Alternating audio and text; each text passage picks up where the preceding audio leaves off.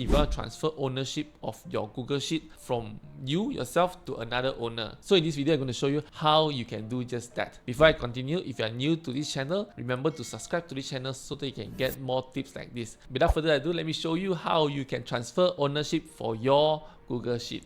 Let's go.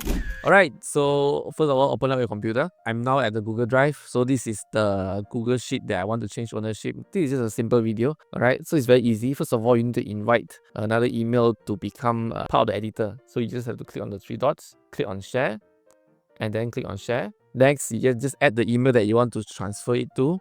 Okay, for example, this is the email that I want to transfer to. Then just click send. So first of all, you need to add them into the editor first. Alright, okay, now just wait. There's a shortcut for this as well. Okay, instead of you clicking the three dots and go to share and then click on this slowly come out, when you put your mouse there, you can see here there's this people icon with a plus sign, share icon. So when you click on that, you will immediately open this. So once you add them into editor, you can just click on the button here and then you can see here, click on transfer ownership. Transfer ownership. Done. Then you just refresh. You can see here is pending owner, right? Pending owner. Let me go to the email and just say yes first. So transfer ownership. You can just accept. Then you accept ownership of the file. This is another email that I'm trying. So you just have to refresh right now. And boom, you can see the owner is no longer you.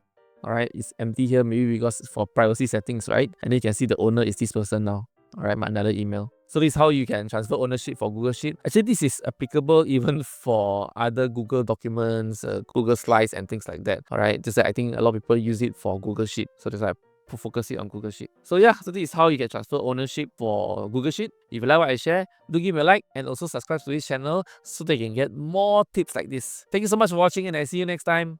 Goodbye.